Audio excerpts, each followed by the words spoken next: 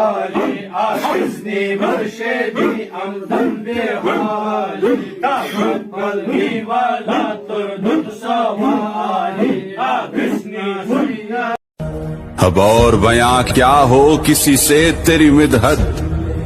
ये कम तो नहीं है कि तू महबूब खुदा है गुम्बद खजरा के मकीम मेरी मदद कर,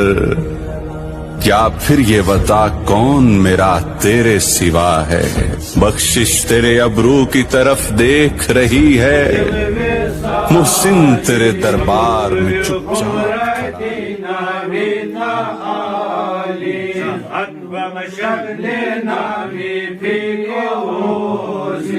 وهمت بسكرتي بين الموالي قلت لسائر الأقطار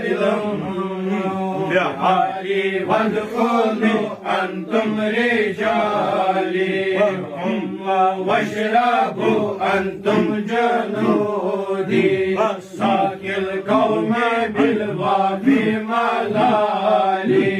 انتم فضلتي من بعد سكري ولا نلت علوي واتصالي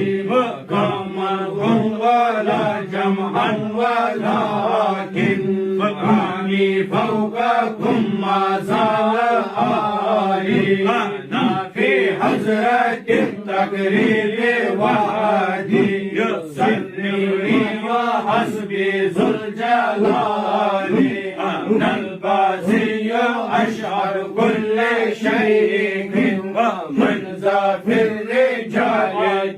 مثالي كساني في الأتم براج اسم وطوجني بالتجاه الكمال وأدلاني على سر قديم وكلني وأعطاني سؤالي وولاني على أقطاع جمعا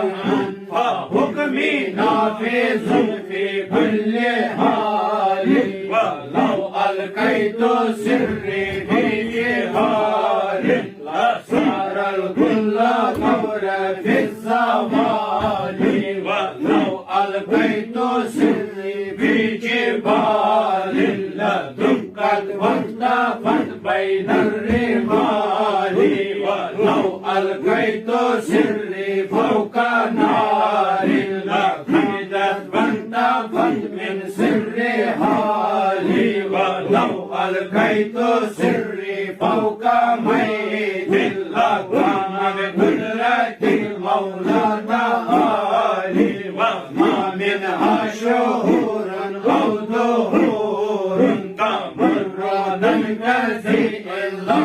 أتالي وتخبرني بما يأتي ويجري وتكلمني فأكثر عن جدالي مريديهم ودم والشهوة كنزي وإن المستشفى فالاسم آلي مريدي لا تقم الله ربي أتاني رفعة نلت المنالي ضبوبي في السماء والأرض دوكا والشمس السعادة قد بدالي بلاد الله ملكي تحت حكمي ووقتي قبل قلبي قد صفاني نظرت إلى بلاد الله جمعا كتبدلا على حكم انتصالي درست العلم حتى صرت قلبا ونلت سعدا من مولى الموالي رجالي في هواجرهم صيام وفي ظلم الليالي كالليالي وبروي له ومن وإني على قدم النبي بدر الكمال نبي عظيم حاشي حجازي هو جدي فيه نلت المعالي من في أولياء الله مثلي ومن في علم والتسريف حالي وريدي لا تخف وشرفا إني أزو من قاتل عند القتال أنا الجلي يغيرين يسري وعلمي على راس الجبال أنا الحسني والمكزم مقامي وأقدامي على عنق الرجال وعبد القادر المشهور اسمي وجدي صاحب العين الكمال تقبلني ولا ترد سوالي أحسني مرشدي أمضا بحالي تقبلني ولا ترد سوالي أحسني مرشدي